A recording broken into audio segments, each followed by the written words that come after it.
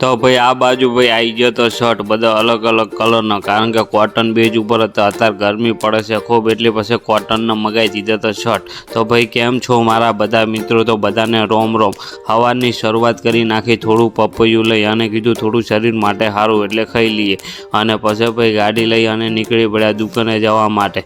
અને આ બાજુ ભાઈ ટરબા હતા નહીં, એટલે ચલાવવાની ગાડી મજા આવતી હતી, એટલે પછી ગાડી જવા દીધી। પછી ભાઈ આપણે સીએનજી થઈ રહ્યું હતું, એટલે પછી આવી જાય સીએનજી ભરાવવા માટે।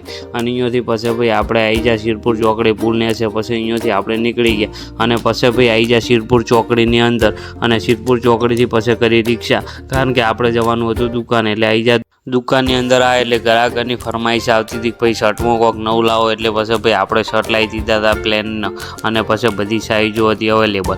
અને આ બાજુ ભાઈ અમારે આ ભાઈ લાજી જતા હાડી પેક કરવા માટે, એટલે એમને કરવા દીધી હાડી પેક। અને પછી ભાઈ આપણો થઈ ગયો સમય, એટલે પછી ભાઈ આપણે નીકળી ગયા ઘરે જવા માટે।